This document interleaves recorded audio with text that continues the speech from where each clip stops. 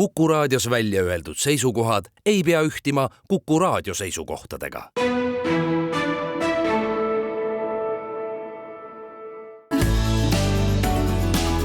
Keskpäevatund.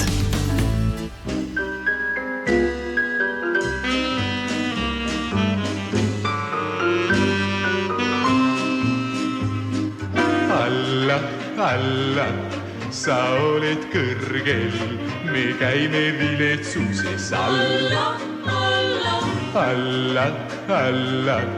me elu tõrges ja eesel kõngeb tänaval. Ma hüüan siin, kui päike loojub, sa jagad valgust, annad vett. Su kätest jookseb tuisk ja soojus, su sõrmeks maa peal minaret. Kõrv juba tõmbub vanadusest kurdiks, su poole härdad, palun noorel kuul. Huntail sa leetma kuristikus mordis, kord maha kiskus kloonid kuul. Alla, sa oled kõrgel, me käime viletsuses alla, me elu tõrges ja eesel kõngeb tänaval. Mu kuklust viib see varariisu, see ahne kaupmes kõrval poest. Alla plöönid vihas riisuks, too vilets Kristust palun koer. Kui lähen õhtul mägedisse jala, sa hoia kaitse varitsejast mind. Mu silm on tänsvika, mu kristallvana ja minu vaenlasel on valmis lõi. Alla, mul väljas turnab, ma palvetan, ma pole lais. Ja sinu armust pärast surma ma pärin taevast tuhat alla.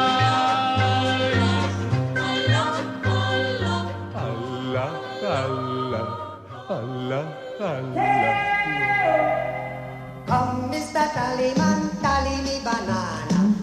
Uudiseid koduvabariigist. Tere, siin Keskpäevatund ja Kuku Raadio. Tallinna otsestuudios Ainar Ruussaar, Marek Strandberg ja Priit Hõbemägi laulis. Vello Orumetsa laulu nimi oli Vana türklane. No kujutage endale ette, et tänapäeval selliseid laule tehakse. Ja see on tervituseks Kaitseministeeriumile, mis on kutsunud Eestisse laskemoona tehast ehitama ühe kahtlase kuulsusega vana türklase. Aga nüüd meie esimene teema ja see on president Alar Karis. President Karise ümber keeb vägev poliitiline supp, alates teiseks ametiajaks kandideerimise kohta ja või ei ütlemisest, Venemaa teemalistest kommentaaridest Eestis ja Soomes ja kuni sassi läinud suheteni Välisministeeriumis. Vaga vesi, sügav põhi, nagu ütles vanasõna. Ja mina ei saagi aru tegelikult, miks seda Alar Karise väiteid Venemaaga suhtlemisest on nii erinevalt tõlgendatud. Ta ju oli väga ettevaatlik. Jah, pärast sõja lõppu tuleb Venemaaga suhelda ja andis ka mõista, et mitte suhelda Vladimir Putiniga. Ehkki see tähendab ju seda, et tegelikult me ei tea, millise Venemaaga me suhtleme. Tegelikult mina küll tean, Venemaa ei ole 40 aastat muutunud ja eks me Venemaa suhte pole 200 aastat muutunud. No jah, ma pean silmas seda Venemaad, mis tekkis pärast Nõukogude Liidu lagunemist. Ehk siis me teame, millise Venemaaga me peame suhtlema, me ei tea, kellega me peame suhtlema, aga ilmselt me peaksime suhtlema. Selle suhtlemise põhiküsimus minu meelest on see, et kas me räägime Tartu rahu tunnustamisest, kas me räägime piirikokkulepetest ja nii edasi. Need on asjad, mida tegelikult tuleb laua peale panna eeldusel, et me üldse hakkame Venemaaga suhtlema. No vaadake, president Karis on siuke pärast riuka mees, kui me vaatame otsa, et me enam-vähem aimame, mis seal taga on, et lihtsalt isikud on niivõrd suured, et ei mahu ühte ruumi ära, et rääkida ja siis kumbki pool ehk siis valitsus ja siis presidendi putka seal Kadriorus ajavad sihukest veidrat asja. No see, mida ta räägib, on ju triviaalne. No ma võin öelda, kui maale tulevad tulnukad, tuleb nendega hakata läbi rääkima. No et kas te tahate nüüd hakata tulnukatega läbi rääkima? Ei, ma ütlesin, et tingimustel, kui nad tulevad. No see on ju ka üsna ilmne, et mingite sõja lõputeede puhul võib see tõeks osutuda. Aga mingite, mitte iga puhul. Kui me kujutame ette, et sõda lõpeb ikkagi sellega, et Venemaast on majanduslikult järel ainult riismed ja nad ei suuda enam selle tõttu... sa oled optimist. Aga miks ma ei või olla optimist? Miks ma pean eeldama, et Venemaa väljub sõjast täiesti viisaka riigina? Miks ma pean eeldama, teine eeldus jälle selle sama väite puhul, et me peame Venemaaga läbi rääkima hakkama, on see, et on eeldus, et Venemaa on oma rahvastikus ja kultuuris suuteline taastuma mingisuguse muu riigina, kui see täna on. Mina näiteks selles kahtlen sügavalt. Mina ka kahtlen selles sügavalt. Ja kui me mõlemad kahtleme selles, siis ka see Karise väide, et ei, nagu ma ju ei ole öelnud, et ma hakkan Putiniga läbi rääkima. Et Venemaaga läbirääkimine on Venemaaga läbirääkimine. See on nagu selles mõttes, nagu Juri Lotman on õpetanud ja väga targalt teinud, et Venemaa kujutab endast teatavat sellist semiosfääri. Süsteemi, mis toodab enda sarnaseid mudeleid ja ka isikuid taas ja taas. Ehk see nii-öelda ütlus, et me peame hakkama pärast Venemaaga ikkagi läbi rääkima, on mõnes mõttes täiesti teadlik. Kaks asja segamini. Millised? Ei ole kasutatud sõna läbi rääkima, vaid kasutatud on sõna suhtlema. Need on kaks täiesti erinevad väljendid. Mida te nagu keerutate siin? Need on kaks täiesti erinevad väljendid. Hakkame semantiliselt analüüsima igat kui Karise suhtlemine ei ole läbirääkimine. Ei, kuulge. Härra Strandberg, ma alustan teiega praegu suhtlust, aga mitte läbirääkimist. Ma suhtlen sinuga teemal, mida sa mõistad läbirääkimist. Läbirääkimiste all... No muutume siis võib-olla veelgi leebemaks trikitava Karise suhtes ja ütleme, et oi, aga ta ju nagu üldiselt ju ütleski, et nagu venelastega võiks aeg-ajalt ju rääkida. Aga pärast sõja lõppu tuleks nendega suhelda. Kuulge, see on täiesti teadlik torkamine selles väga pingestatud ja laetud Eesti ühiskonnas. Läbirääkimine ja suhtlemine, härra Strandberg, on kaks erinevat terminit. Nende tähendus on erinev. Nii kaua, kuni Strandberg mõtleb ma ei jõua. Ma lihtsalt ütlen seda, et see on selge nii-öelda püüd sellest ummikseisust ühe poole kasuks välja tulla. Vaatame seda asja natuke laiemalt ka, et sellised, kui me nüüd siin, ma mainisin ka, et Karise puhul on palju erinevaid selliseid aspekte ja ta on lühikese aja jooksul suutnud öelda hästi palju erinevaid asju igale poole ja need puudutavad siis nii sisepoliitikat kui välispoliitikat, kõik võimalikke asju ja tema enda siis teiseks ametiajaks kandideerimist. Aga kui me vaatame kõigepealt seda, mida ta ütles siis Venemaa kohta, siis tõepoolest seal oli üks lause ja see on oluline lause minu meelest, see lause kõlas nii, aga selleks peab Venemaa muutuma. Ja miski pärast sellises avalikus kommunikatsioonis see lause kukkus kogu aeg selle lõigu küljest ära ja see muudabki väga palju, et enne kui suhtlema hakata, peab Venemaa muutuma. Minu meelest on nagu aeg-ajalt seda tsitaati võetakse kontekstist välja selles mõttes, et see enne peab Venemaa muutuma, on see kuidagi nagu ära jäetud või teadlikult või kogemata või, aga no see jääb nende ärajätjate endi südametunnistusele. Aga üldiselt siis see, üldse igasugune jutt sellest, et kas Venemaaga suhelda või mitte suhelda, see on ju iseendast lausa astumine kaardistamata territooriumile ehk teiste sõnadega hüppe keset miini välja. See on selge, et kohe hakkavad mingisugused paugud käima, et siis tuleks nagu küsida, et aga mis jaoks seda vaja on. Et Karis küll ütleb, et sõda võib lõppeda, nüüd ma ei suuda täpselt tsiteerida, aga ta enam-vähem ütles nii, et sõda võib lõppeda ka ootamatult.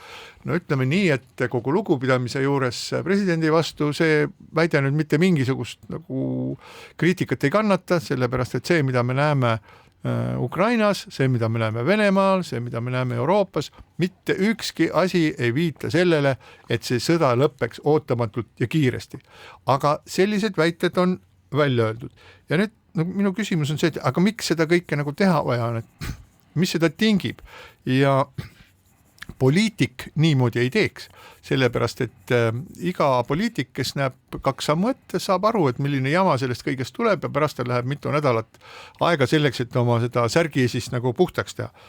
Aga siin on president Karis on käitunud kui mittepoliitik ja üks võimalus on see, et ta käitubki meelega mittepoliitikulikult, et üritades sellega näidata, et ta ei ole selline tavaline tegelane, kes püüab mingisuguseid plusse hankida, mingisuguseid punkte hankida endale mingiste asjadega ja tingimata siis vältida neid asju, mida on ohtlik välja öelda, aga mida see talle jälle annab, ausalt öeldes mulle on täiesti arusaamatu. Ja riigipeas Karis küll ütles, et ühes teises intervjuus korrutas ta seda, et iga sõda saab kunagi läbi, viitas ka 100-aastasele sõjale.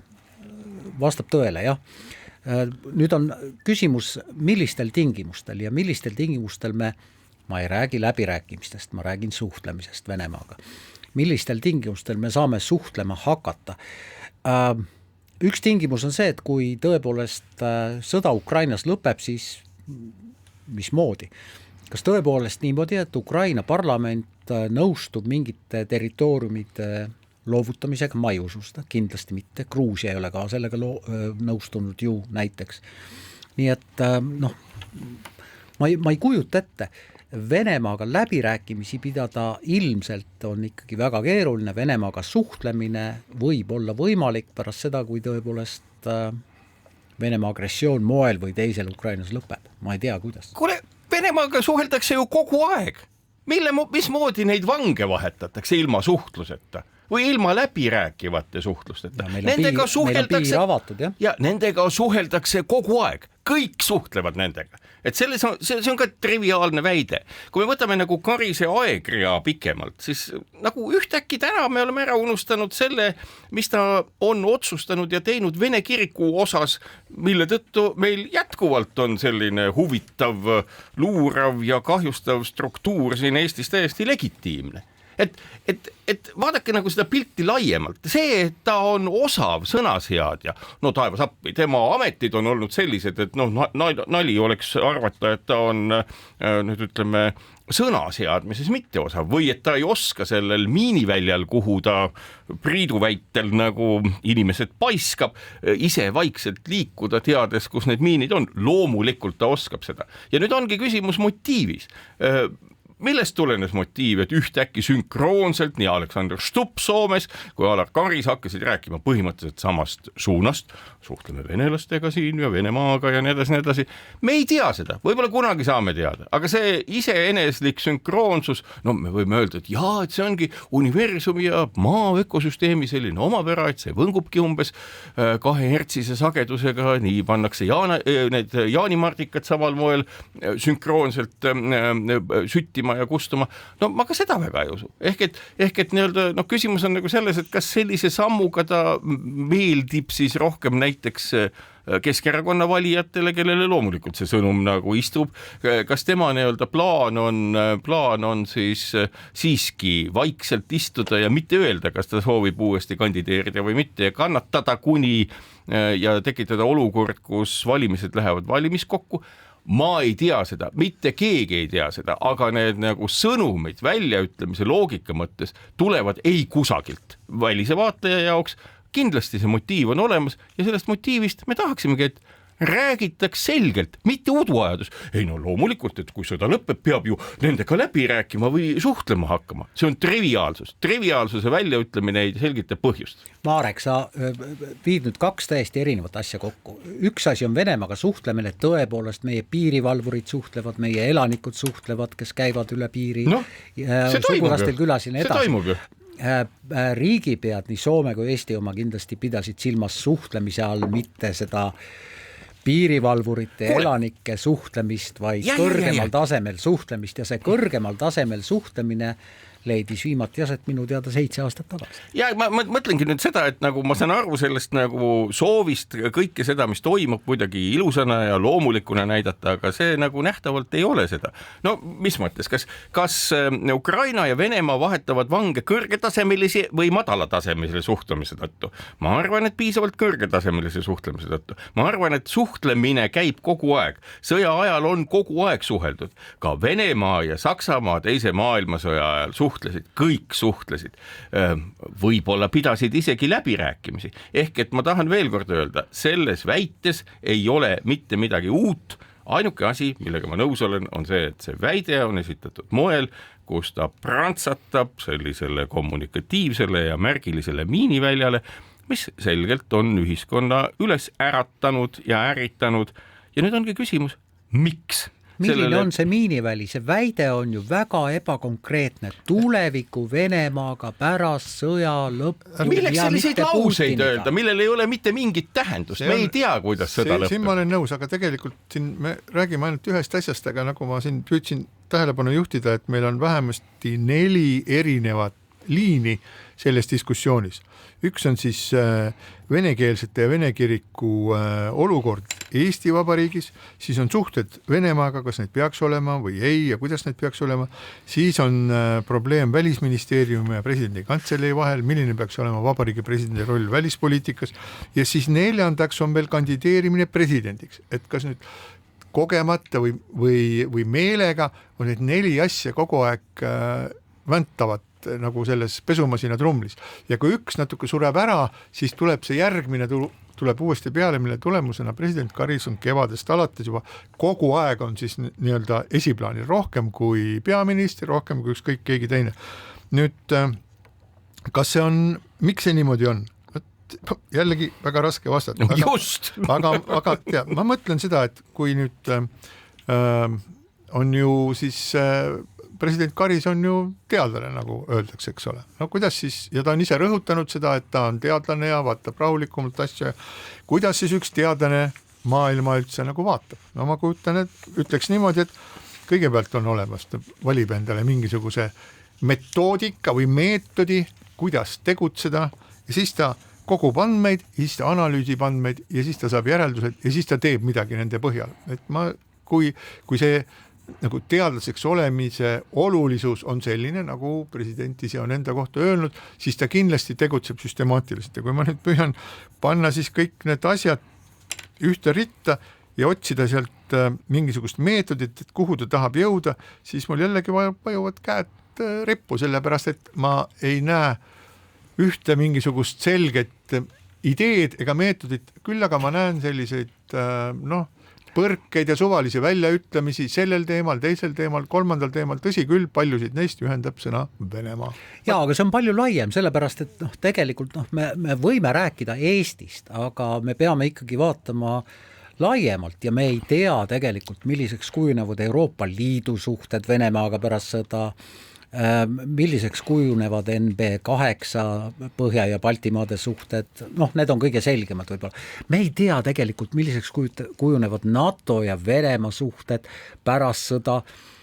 Minu jaoks on see ikka väga-väga ebaselge. Siis... Väga hea, sa ütled isegi veel, kõik on nii ebaselge ja kui sa oskaksid vastata küsimusele, milleks välja öelda triviaalsus, mis inimesi ainult nii-öelda polariseerib, me peame pärast sõja lõppu Venemaaga suhtlema hakkama. See on triviaalsus. Selle ütlemine on lihtsalt polariseeriva võimega ja teaduse koha pealt oli sul Priit õigus. Karis on olnud tegevteadlane ja teaduse puhul on ka veel teine asi, et kuulates ja rääkides ka teadlastega neist intriigidest, mis selles väljast poolt väga ilusas akadeemilises keskkonnas tegelikkuses toimib, siis on ka seal teised oskused, mida lugupeetud ja edukad teadlased peavad olema omandanud ja ka on omandanud. Ja pean ütlema, et kuigi mina olen saanud akadeemilist elu vaadata nii-öelda külalisõppejõuna, külalislektorina. Sulle ei ole kõike näidatud? Jah, nagu 10-15 aasta jooksul, siis ma pean ütlema, et jah, et intriigid on teadusmaailmas täiesti olemas ja mitte ainult intriigid, on ka selline asi olemas, mille nimi on pulling rank ehk pagunitele viitamine, et mina olen doktor, sina ei ole mitte keegi, mis sa siin üldse seletad. Karl Zeller on seda oma operetis Linnukaupleja kaunilt ka kõrjeldanud juba 19. sajandi lõpul. Meenutagem vaid seda duetti, professorite duetti, mida ka eesti keeles on lauldud. Ja, aga nüüd lõppkokkuvõttes me jõuame selleni, et kas need kõik on siis vajalikud sellised väljaütlemised, ei ole vajalikud, et milleks üldse selliseid asju siis välja öelda ja mitte välja öelda. Aga tegelikult on suures osas küsimus selles, et kas president Karis soovib kandideerida teiseks ametiajaks või ta ei soovi kandideerida. Et nüüd on ta siis välja öelnud selle, et ta juulis ütleb, kas ta soovib kandideerida või ta ei soovi kandideerida. No, ma arvan, et juulis on neid teisi, kes ütlevad. Ja nüüd me jõuamegi selle juurde, et teadusega on kõigil sellel väga vähe pistmist ja tegemist on sellise ekvilibristikaga. Aga millal on presidendi valimiste või üldse valimiste puhul teadusega väga ei, palju meil pistmist? oli see jutt, et nagu me analüüsisime just Alar Karise võimalikku käitumist kui teadlase käitumist, faktipõhist ja nii edasi. Et loomulikult sellel ei ole kunagi pistmist olnud mingi ratsionaalse asjaga, et see ongi selline tasakaalu kunst, mida mööda liikuda ja nagu ma ütlengi, et ega see, mida praegu mängitakse, on peenike male või veel keerulisem asi selles mõttes, et iga kui väide on osa mingisugusest plaanist, millest kahjuks avalikkus ei tea tuhkagi. Võiks teada, aga no ei tea täna. Mängitakse, kes siis mängivad? Kuule, aga kõik mängivad kõigiga mingisugust nagu imelikku malelaadset mängu. Aga kas mul pigem on selline tunne, et üks mängib kabet. Jah, sa võtsid mul sõnad suust, et mulle ka tundub, et kabe mäng. Ütleme niimoodi, et kuni mängitakse malelaual kabet või mingisugusel abstraktsel mõttemängu laual malet ja kabet võrdselt, ei ole see nii hull, kui üks hakkab mängima näiteks nipsu. Seda küll, jah. Või siis viinakabet, selline kole asi on ka olemas. Aga okei, aga nüüd lähenedes siis jah nendele presidendi valimistele, siis ühel hetkel on ju selge, et tekivad uued kandidaadid, aga mulle tundub, et võib-olla ka selle pideva pildis olemisega see Karis on ennast üsna sellisel tundlikul ja kriitilisel ajal enne presidendi valimisi söönud niivõrd tugevasti sellesse avalikku pilti sisse ja kindlasti osad tema sõnumid meeldivad kellelegi, kui ma küll kujutaksin ette, et nad tõepoolest võivad siis kõik see, mis on Venemaaga seotud, et see võib nagu rohkem meeldida siis Keskerakonna valijatele, kui me lihtsalt meenutame seda tema seisukohti Vene kiriku osas, mis siis praegu on siis nagu Riigikohtus lahendamisel, või siis vene ja eesti keele kasutamise, vene ja eestikeelsete noorte võtmise osas siis kaitseväkke. Siis vaadates kogu seda suurt vestlust, siis kogu aeg saadakse. Mul on selline üldine tunne, et nii nagu Urmas Vadi kunagi kirjutas romaani, millele pani pealkirjaks kogu aeg tuleb nutt peale või kogu aeg tikub nutt peale, siis see Karise ümber toimub kannab umbes samasugust peale, et kogu aeg saadakse valesti aru. Kogu aeg on mängus keegi, kes ütleb, minus saadi valesti aru. Tihtipeale on see siis president, siis on see kantselei, siis on see välisminister, siis on see keegi teine, siis on see 3., 4., 5., aga kogu aeg saadakse millestki valesti aru. Kuulge, aga see ju viibki kokku selle, et meil Riigikogu valib presidendi, kelle puhul eeldatakse koostöövõimet ja mida iganes. Tänaseks hetkeks on faktiliselt kindlaks tehtud, et see kooslus ei toimi. Kohe selgub EKRE presidendi kandidaat. No seda enam. Ja mida ma tahan öelda on nagu see, et meil on olukord, kus koostöö presidendiga ei suju, mille tõttu selle jätkamine on nagu objektiivselt kahtlane. Seda enam, et vahetamisse läheb ju ka Riigikogu ja kogu valitsuse struktuur. Et milleks me sellist, ebamäärast möödarääkimist ja seda kummalist opereerimisviisi peaksime ühiskonnas edasi taluma, kus ebaselgust on pigem rohkem, vaatamata sellele, et korrektses mõttes ei ole üks pool ega teine pool just kui midagi ju väga valesti. Küsitlused näitavad ju väga palju selgust tegelikult.